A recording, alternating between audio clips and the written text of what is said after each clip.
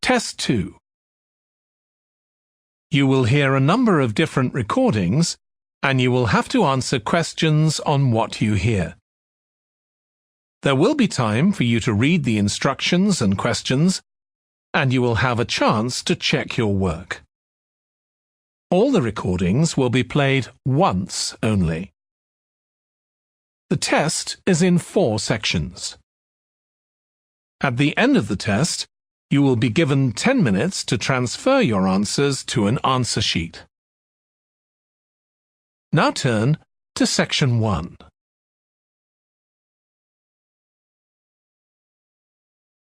Section 1. You will hear a woman phoning the secretary of a cycling club to find out about becoming a member. First, you have some time to look at questions 1 to 6.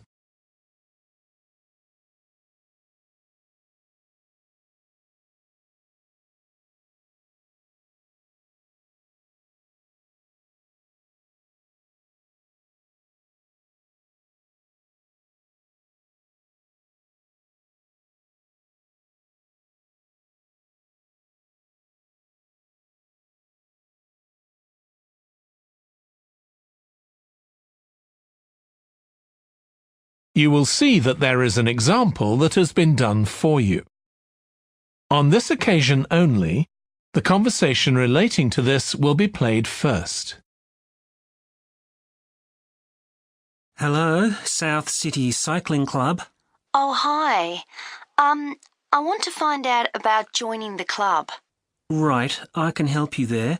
I'm the club secretary and my name's Jim Hunter. Oh, hi, Jim. The club secretary's name is Jim Hunter, so Hunter has been written in the space. Now we shall begin. You should answer the questions as you listen, because you will not hear the recording a second time. Listen carefully and answer questions 1 to 6. Hello, South City Cycling Club. Oh, hi. I want to find out about joining the club. Right, I can help you there. I'm the club secretary and my name's Jim Hunter. Oh, hi, Jim. So, are you interested in membership for yourself? That's right. Okay, well, there are basically 2 types of adult membership. If you're pretty serious about cycling, there's the full membership.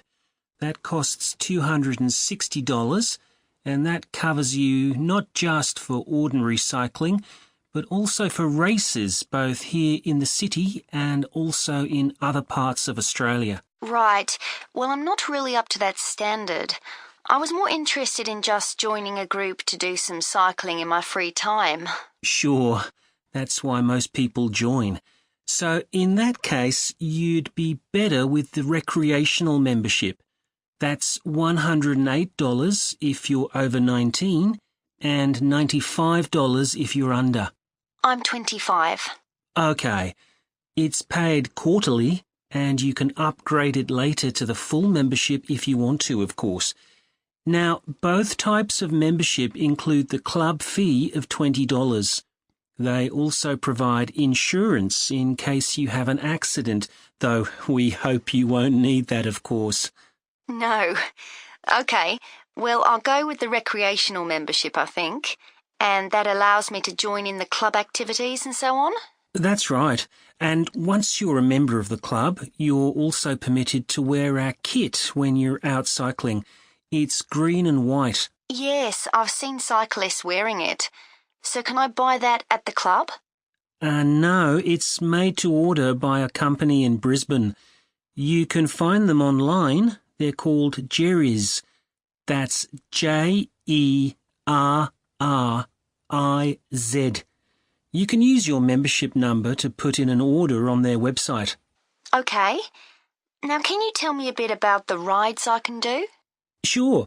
So we have training rides pretty well every morning, and they're a really good way of improving your cycling skills as well as your general level of fitness. But they're different levels. Level A is pretty fast. You're looking at about 30 or 35 kilometres an hour.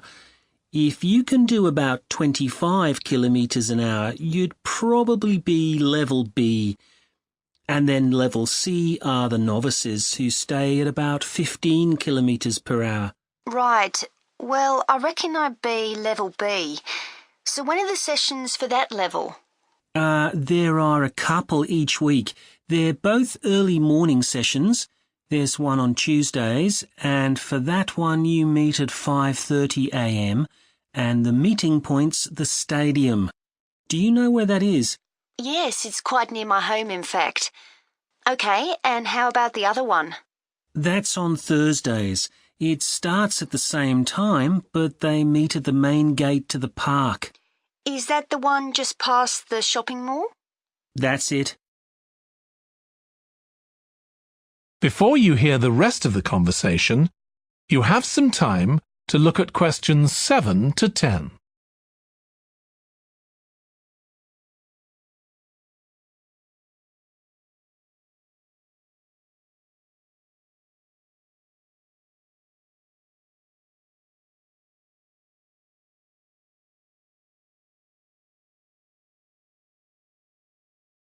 Now listen and answer questions 7 to 10. So how long are the rides? They're about an hour and a half, so if you have a job, it's easy to fit in before you go to work.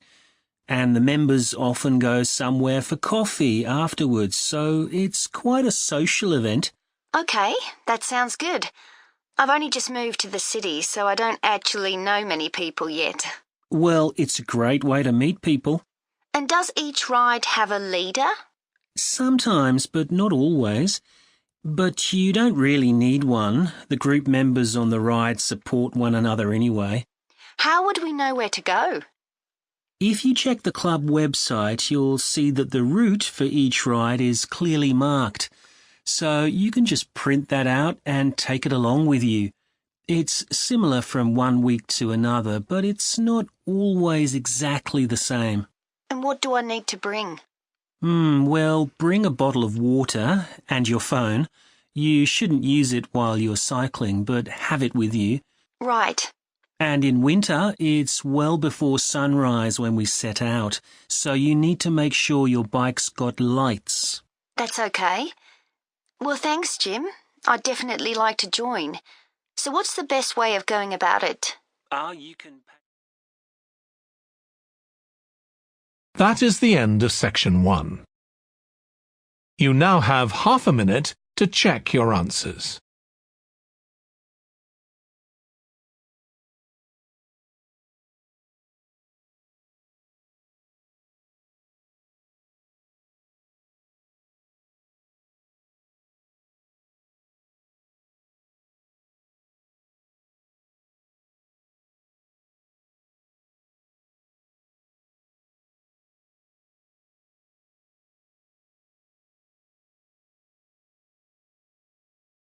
Now turn to section 2.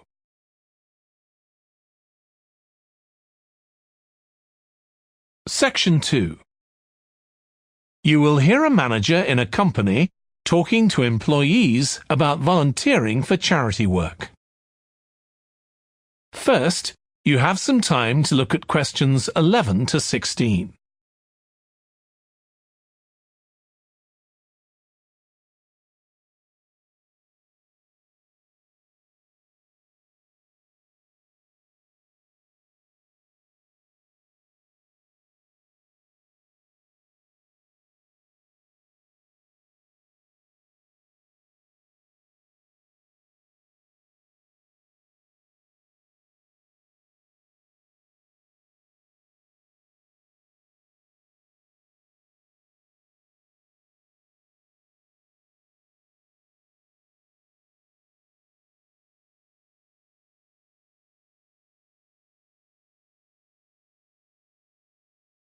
Now listen carefully and answer questions 11 to 16.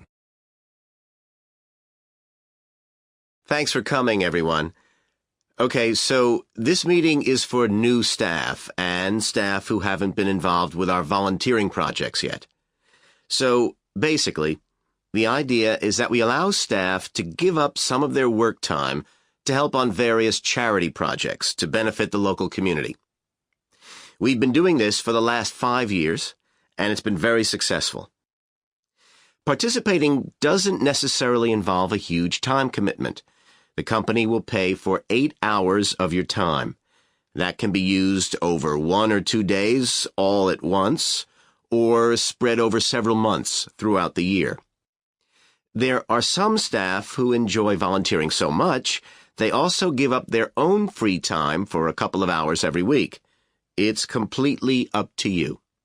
Obviously, many people will have family commitments and aren't as available as other members of staff. Feedback from staff has been overwhelmingly positive. Because they felt they were doing something really useful, nearly everyone agreed that volunteering made them feel more motivated at work. They also liked building relationships with the people in the local community and felt valued by them. 1 or 2 people also said it was a good thing to have on their CVs. One particularly successful project last year was the Get Working project.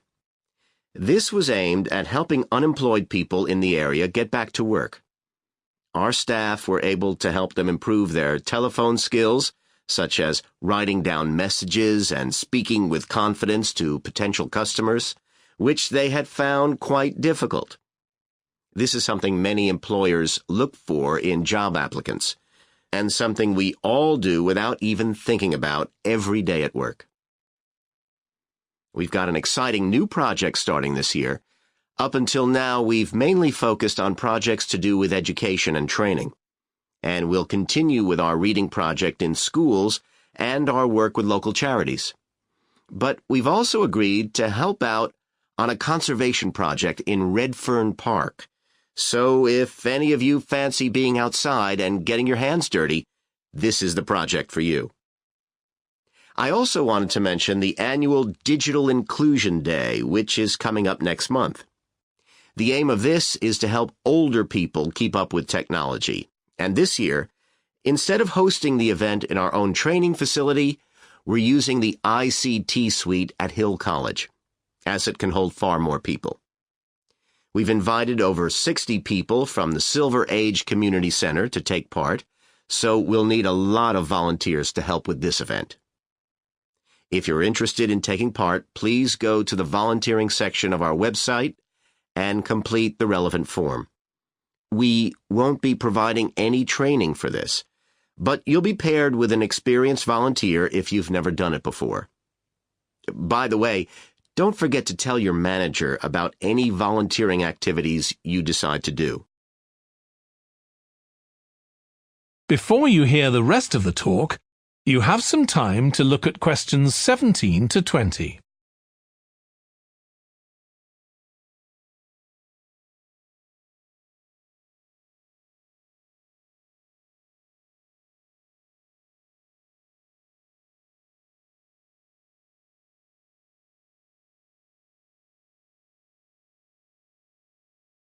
Now listen and answer questions 17 to 20. The participants on the Digital Inclusion Day really benefited. The majority were in their 70s, though some were younger, and a few were even in their 90s. Quite a few owned both a computer and a mobile phone, but these tended to be outdated models. They generally knew how to do simple things like send texts, but weren't aware of recent developments in mobile phone technology. A few were keen to learn, but most were quite dismissive at first. They couldn't see the point of updating their skills. But that soon changed. The feedback was very positive. The really encouraging thing was that participants all said they felt much more confident about using social media to keep in touch with their grandchildren, who prefer this form of communication to phoning or sending emails. A lot of them also said playing online games would help them make new friends and keep their brains active. They weren't that impressed with being able to order their groceries online, as they liked going out to the shops, but some said it would come in handy if they were ill or the weather was really bad. One thing they asked about was using tablets for things like reading newspapers. Some people had been given tablets as presents, but had never used them. So that's something we'll make sure we include this time. That is the end of Section 2.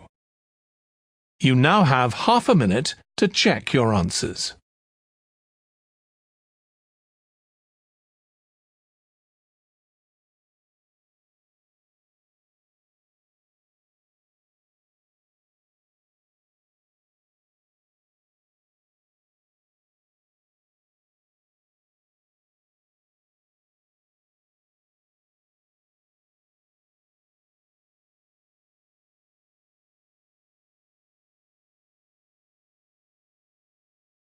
Now turn to Section 3.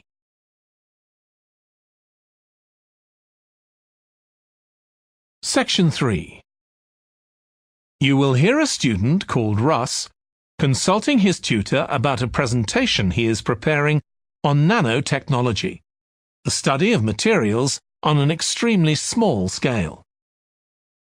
First, you have some time to look at questions 21 to 25.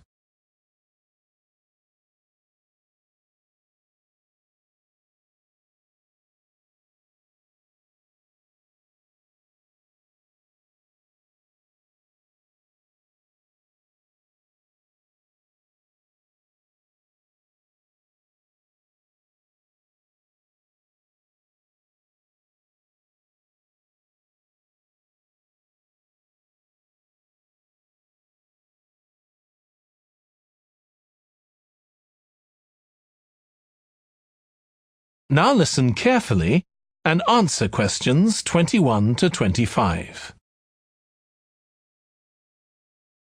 Come in, Russ. Thank you. Now, you wanted to consult me about your class presentation on nanotechnology. You were due to give it next week, aren't you? That's right, and I'm really struggling. I chose the topic because I didn't know much about it and wanted to learn more, but now I've read so much about it, in a way there's too much to say. I could talk for much longer than the 20 minutes I've been allocated. Should I assume the other students don't know much and give them a kind of general introduction, or should I try and make them share my fascination with a particular aspect? You could do either, but you'll need to have it clear in your own mind. Then I think I'll give an overview. OK. Now, one way of approaching this is to work through developments in chronological order. Uh-huh. On the other hand, you could talk about the numerous ways that nanotechnology is being applied. You mean things like thin films on camera displays to make them water repellent and additives to make motorcycle helmets stronger and lighter? Exactly. Or another way would be to focus on its impact in one particular area, say medicine or space exploration. That would make it easier to focus. Perhaps I should do that. I think that would be a good idea. Right. How important is it to include slides in the presentation? They aren't essential by any means, and there's a danger of tailoring what you say to fit whatever slides you can find. While it can be good to include slides, you could end up spending too long looking for suitable ones. You might find it better to leave them out. I see. Another thing I was wondering about was how to start. I know presentations often begin with, first I'm going to talk about this, and then I'll talk about that. But I thought about asking the audience what they know about nanotechnology. That would be fine if you had an hour or two for the presentation, but you might find that you can't do anything with the answers you get, and it simply eats into the short time that's available. So maybe I should mention a particular way that nanotechnology is used to focus people's attention. That sounds sensible. What do you think I should do next? I really have to plan the presentation today and tomorrow.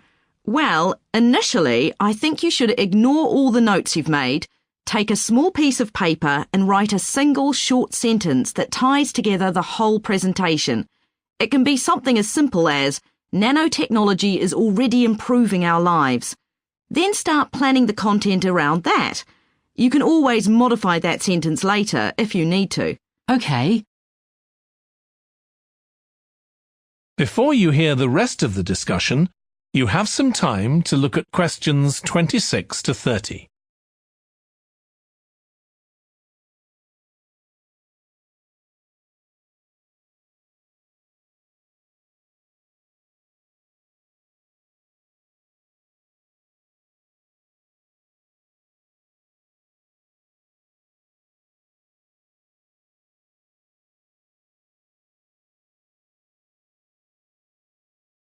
Now listen and answer questions 26 to 30. OK, now let's think about actually giving the presentation. You've only given one before, if I remember correctly, about an experiment you'd been involved in. That's right. It was pretty rubbish. Let's say it was better in some respects than in others. With regard to the structure, I felt that you ended rather abruptly, without rounding it off. Be careful not to do that in next week's presentation. OK. And you made very little eye contact with the audience because you were looking down at your notes most of the time. You need to be looking at the audience and only occasionally glancing at your notes. Your body language was a little odd. Every time you showed a slide, you turned your back on the audience so you could look at it. You should have been looking at your laptop.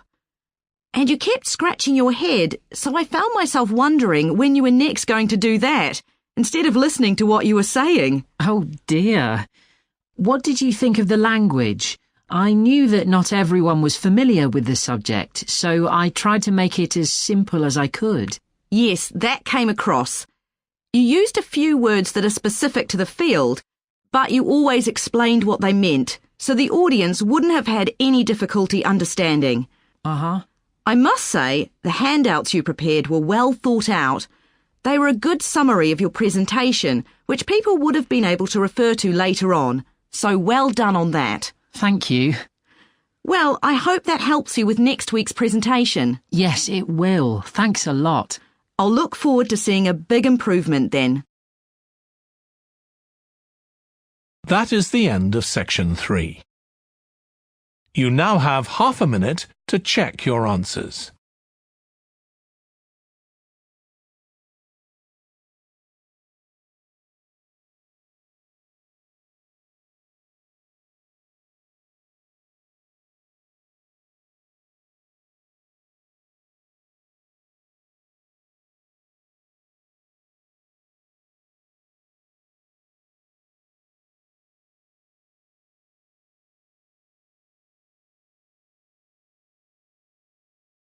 Now turn to section 4.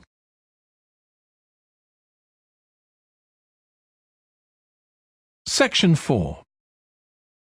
You will hear a lecturer in psychology talking about a type of memory. First, you have some time to look at questions 31 to 40.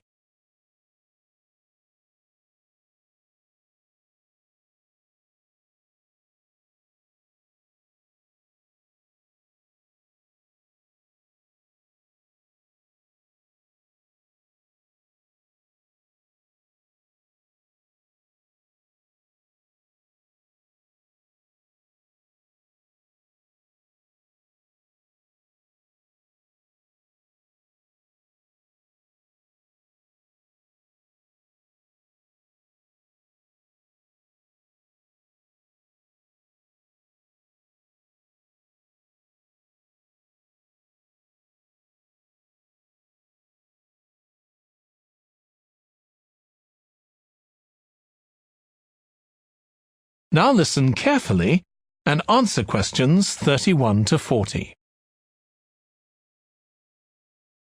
Today, we'll be continuing the series of lectures on memory by focusing on what is called episodic memory and what can happen if this is not working properly. Episodic memory refers to the memory of an event or episode. Episodic memories allow us to mentally travel back in time to an event from the past. Episodic memories include various details about these events. For example, when an event happened and other information such as the location. To help understand this concept, try to remember the last time you ate dinner at a restaurant. The ability to remember where you ate, who you were with, and the items you ordered are all features of an episodic memory. Episodic memory is distinct from another type of memory called semantic memory.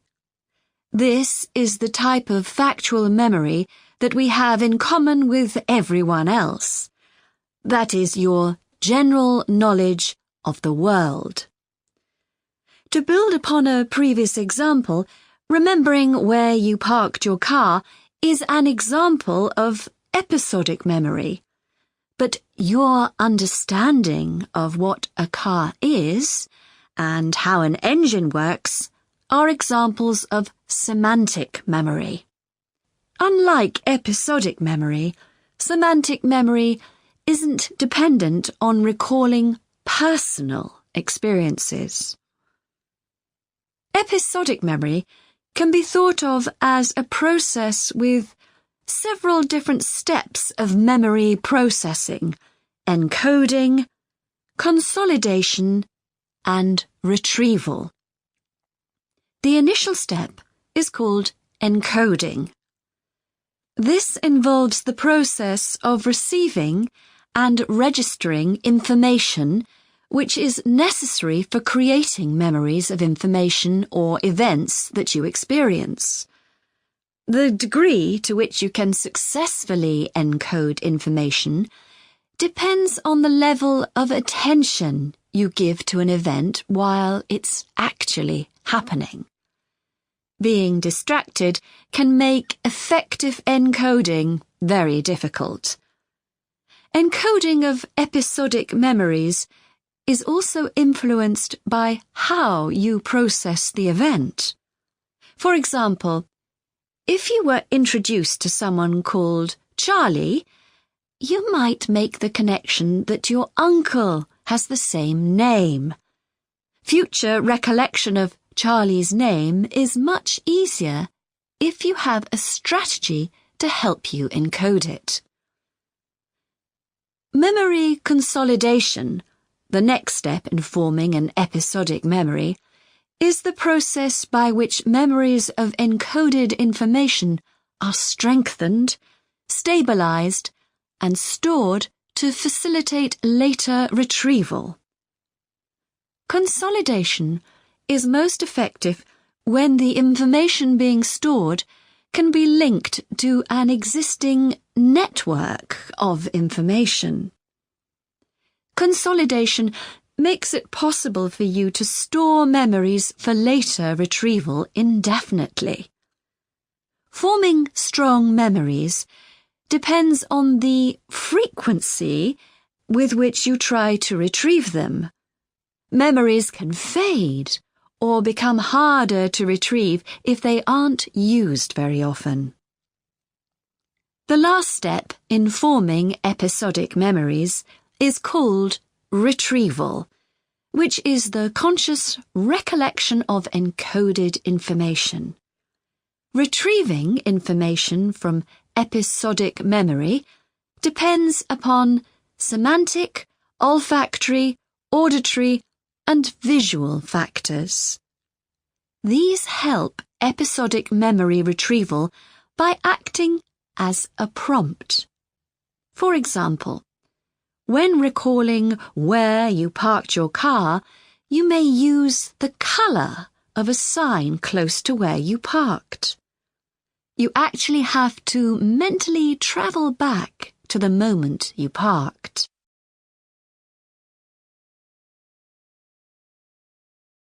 There are a wide range of neurological diseases and conditions that can affect episodic memory.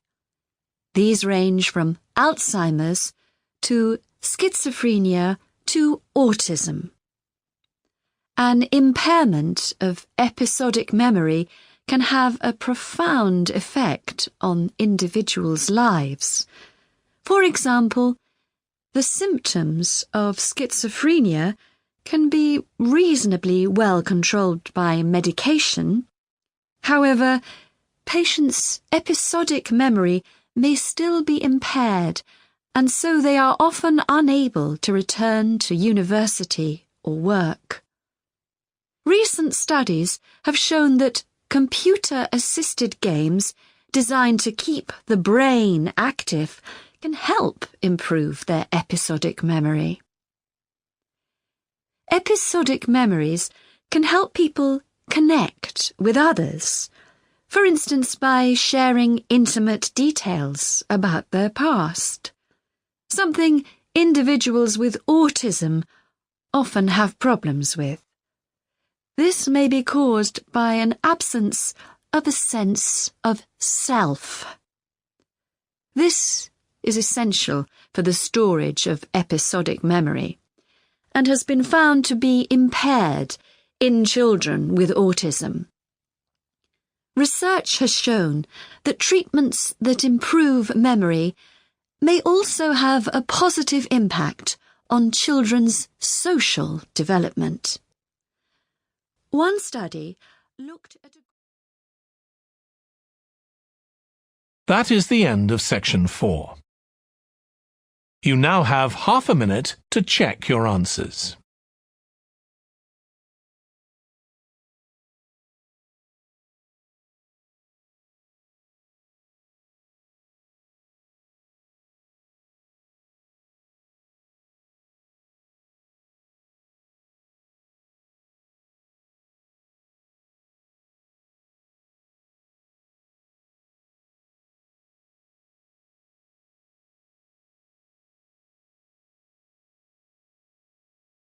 That is the end of the listening test.